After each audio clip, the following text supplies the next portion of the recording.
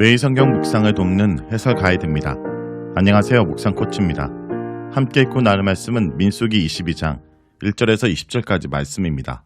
이스라엘은 시온과의 전쟁에서 이긴 뒤 바산 왕 옥을 길르넷 호수 남단의 에드레이에서 격파하고 그 땅을 점유했습니다.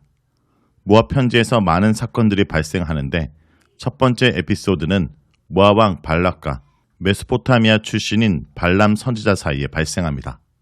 1절에서 6절 읽겠습니다. 이스라엘 자손이 또 길을 떠나 모압 평지에 진을 쳤으니 요단 건너편 곧 여리고 맞은편이더라. 십볼의 아들 발락이 이스라엘이 아모린에게 행한 모든 일을 보았으므로 모압이 심히 두려워하였으니 이스라엘 백성이 많음으로 말미암아 모압이 이스라엘 자손 때문에 번민하더라. 미디안 장로들에게 이르되 이제 이 무리가 소가 밭에 풀을 뜯어먹은 같이 우리 사방에 있는 것을 다 뜯어먹으리로다 하니 그때 십볼의 아들 발락이 모압 왕이었더라. 그가 사신을 부올의 아들 발람의 고향인 강가 부돌에 보내어 발람을 부르게 하여 이르되 보라 한 민족이 애굽에서 나왔는데 그들이 지면에 덮여서 우리 맞은편에 거주하였고 우리보다 강하니 청하건대 와서 나를 위하여 이 백성을 저주하라. 내가 혹 그들을 쳐서 이겨 이 땅에 몰아내리라. 그대가 복을 비는 자는 복을 받고 저주한 자는 저주를 받아줄 줄 내가 알미니라. 모압 강야에 파괴자란 뜻을 지닌 모압 왕 발락이 등장합니다. 당시 에돔과 아모리 등은 한 구주 아래 단일한 왕조 체제를 갖추지 못하고 지역별로 나뉜 연맹체를 구성하고 있었습니다. 출애굽기 15장 14절에서 15절에는 에돔의 두령들과 모압의 군주들이라는 표현이 나옵니다. 아마도 모압 또한 여러 지역 군주들에 의해 분할 통치되었을 것입니다. 모압 왕 발락은 연맹체를 대표하는 왕일 수도 있습니다. 하지만 그는 아모리 왕 시온에게 패하여 아르논 남쪽으로 밀려났습니다. 발락은 이스라엘이 북진하여 시온과 옥을 차례로 격파하고 모압 강야에 진을 쳤다는 소식을 듣고 두려움에 사로잡혔습니다. 이스라엘은 에돔 통과 후 모압의 허락하에 왕의 대로를 따라 아르논을 건너 모압 땅까지 지나갈 수 있었습니다. 하지만 이제 이스라엘의 연승 소식을 들은 지금 발락은 그들을 두려워하기 시작하였습니다. 발락은 자신들보다 더 강한 아모리족을 격파한 이스라엘이 남하하여 모압 본진을 칠 수 있다는 초조한 생각이 들었던 것입니다. 더구나 발락은 이스라엘의 인구가 압도적으로 많은 것을 두려워했습니다. 발락은 미디안 장로들에게 이 사실을 알리면서 이스라엘 백성이 굶주린 소떼처럼 모든 것을 뜯어먹을까 두렵다 말합니다. 왜 발락은 미디안 장로들의 자문을 구했을까요? 이 당시 아마 미디안은 군주제를 갖추지 못하고 장로들이 지도하는 부족 동맹체였던 것으로 보이며 부분적으로 강한 권력을 지닌 모압 왕의 통제하에 있을 수도 있습니다. 미디안의 사람들 일부가 모압 영토 내 모압 족속과 어떤 관계인지 모르나 적어도 그들과 함께 동거하고 있었던 것은 분명합니다. 그래서 발락은 모압의 장로들과 미디안의 장로들을 발람에게 파견합니다. 발락은 위기를 모면하기 위해 특별한 조치를 취합니다. 그는 강가 부돌에 사신을 보내 선지자로 널리 알려진 발람을 초청하기로 결정합니다. 5절은 발람의 출신지에 대한 중요한 정보를 제공합니다.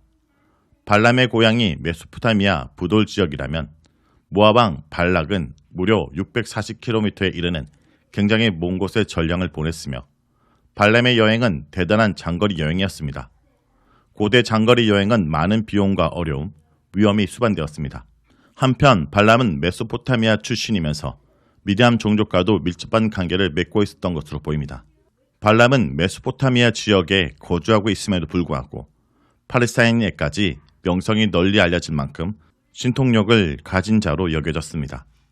발락은 사신을 통해 이집트에서 탈출한 한 민족이 지면을 덮으며 이동하다가 자신들의 땅 맞은편에 머물고 있다고 발람에게 알립니다. 이것은 분명 엄청난 메뚜기 떼의 습격을 연상시키는 표현입니다. 이 위협적인 상황에서 발락은 급히 유명한 점술가이자 예언자인 발람을 초청해 그의 신통력으로 이스라엘을 물리치려고 계획합니다. 발람은 그가 복을 빌면 복이 오고 저주를 내리면 저주가 오는 영험한 능력을 지닌 것으로 알려진 것 같습니다. 발락은 발람이 급히 모압으로 달려와 이스라엘을 저주해 줄 것을 요구했습니다. 만일 그가 이스라엘을 향해 저주를 선언한다면 모압은 반드시 전쟁에서 이스라엘을 몰아낼 수 있다고 생각했을 것입니다. 7절에서 14절 읽겠습니다. 모압의 장로들과 미디안 장로들이 손에 복채를 가지고 떠나 발람에게 이르러 발락의 말을 그에게 전하매 발람이 그들에게 이르되 이 밤에 여기서 유숙하라. 여호와께서 내게 이르시는 대로 너희에게 대답하리라. 모압 귀족들이 발람에게서 유숙하니라. 하나님이 발람에게 임하여 말씀하시되 너와 함께 있는 이 사람들이 누구냐? 발람이 하나님께 아뢰되 모압 왕 십볼의 아들 발락이 내게 보낸 자들이니라. 이르기를 보러 애굽에서 나온 민족이 지면에 덮었으니 이제 와서 나를 위하여 그들을 저주하라. 내가 혹 그들을 쳐서 몰아낼 수 있으리라 하나이다. 하나님이 발람에게 이르시되 너는 그들과 함께 가지도 말고 그 백성을 저주하지도 말라. 그들은 복을 받은 자들이니라. 발람이 아침에 일어나서 발락의 귀족들에게 이르되 너희는 너희 땅으로 돌아가라. 여호와께서 내가 너희와 함께 가기를 허락하지 아니하시니라. 모압 귀족들이 일어나 발락에게 가서 전하되 발람이 우리와 함께 오기를 거절하더이다. 함께 위기의식을 느낀 모압과 미디안 사람들은 각각 장로들을 선발해 발락의 공식 전령으로 발람에게 떠납니다. 그들은 발람을 위한 복채를 준비하여 길을 떠났습니다. 모압의 장로들이 여기서 귀족들, 즉 관리들로 불립니다. 그들이 600km가 넘는 약 20여일을 넘었을 것으로 추정되는 오랜 여행 끝에 드디어 발람에게 도착했습니다. 그들은 발락의 말을 그대로 발람에게 전달했습니다. 발람은 그들에게 숙소를 제공한 뒤 이 문제에 대해 하나님의 지시를 받아 그들에게 알려주겠다 답변했습니다. 그날 밤 하나님께서 발람에게 나타나셨습니다. 전지전능하신 하나님께서는 분명히 자신의 섭리하에 일이 진행되고 있음에도 불구하고 발람에게 묻습니다. 너와 함께는 이 사람들이 누구냐? 발람은 그들이 누구며 왜 왔는지 자신이 그들에게 들은 대로 하나님께 이 문제의 자초지정을 상세히 말씀드리고 하나님의 답변에 기다렸습니다. 하나님께서는 발람에게 모압과 미디안의 사신들과 함께 길을 떠나지 말라라고 막으셨습니다. 너는 그들을 저주해서는 안 된다. 그들은 오히려 내게서 복을 받은 자들이다. 다음날 아침 발람은 사신들에게 하나님께서 이 여행을 금지한다고 답변합니다. 모압에서 온 사신들의 일행은 결국 고국으로 돌아가 빈손으로 돌아온 협상 결과를 발락에게 알렸습니다. 15절에서 20절입니다. 발락이 다시 그들보다 더 높은 고관들을 더 많이 보내매 그들이 발람에게로 나가서 그에게 이르되 십볼의 아들 발락의 말씀에 청하건대 아무것도 꺼리지 말고 내게로 오라. 내가 그들을 높여 크게 존귀하게 하고 그대가 내게 말하는 것은 무엇이든지 시행하리니 청하건대 와서 나를 위하여 이 백성을 저주하라 하시더라. 발람이 발락의 신하들에게 대답해 이르되 발락이 그 집에 가득한 은금을 내게 줄지라도 내가 능히 여호와 내 하나님의 말씀을 어겨 덜하거나 더하지 못하겠노라. 그런즉 이제 너희도 이 밤에 여기서 유숙하라. 여호와께서 내게 무슨 말을 더하실지는 알아보리라. 밤에 하나님이 발람에게 임하여 이르시되 그 사람들이 너를 부르러 왔거든. 일어나 함께 가라. 그러나 내가 내게 이르는 말만 준행할지니라. 발락은 포기하지 않았습니다.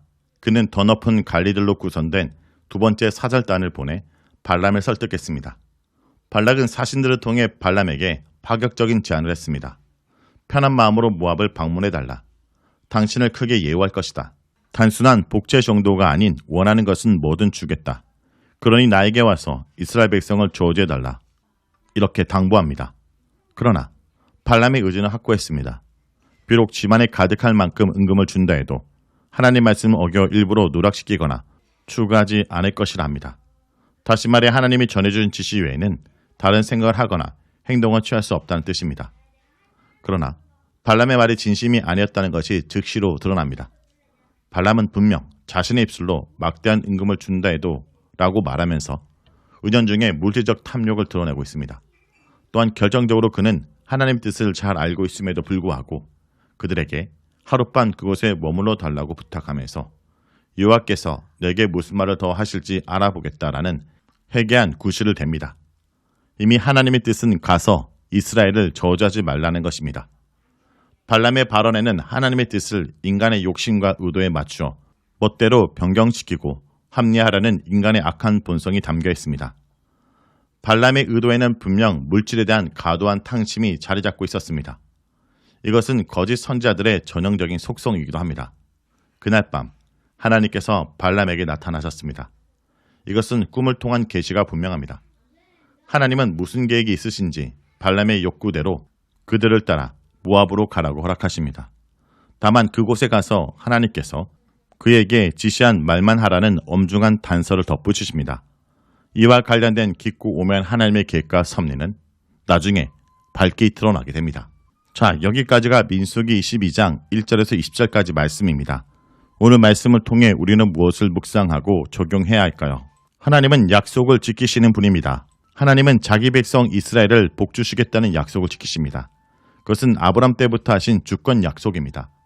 하나님은 이스라엘 왕이 되어 이스라엘 축복하는 자를 축복하고 이스라엘을 저주하는 자를 저주하겠다 하셨습니다. 그래서 발락이 발람을 사주하여 이스라엘을 저주하려고 했지만 하나님께서는 허락하지 않으셨습니다. 성도 여러분, 우리가 하나님 앞에서 합당하게 살고 교제하고 있는 한 하나님은 우리를 향한 어떤 저주나 미움도 우리에게 해가 되지 않게 지켜주실 것입니다. 역사와 인생의 주관자이신 분이 주님이시라는 것을 오늘 하루도 굳게 붙들기 원합니다.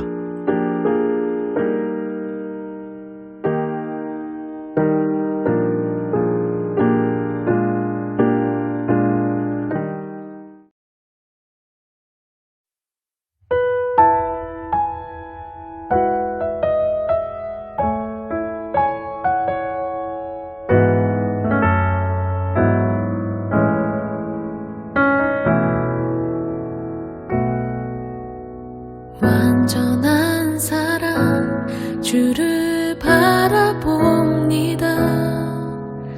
부르신 그곳 내가 달려갑니다. 가난한 영혼 주께 드립니다. 주 품 안에서 온전히 내 삶을 닮아가도록 주님만을 사랑하도록 빛 되신 주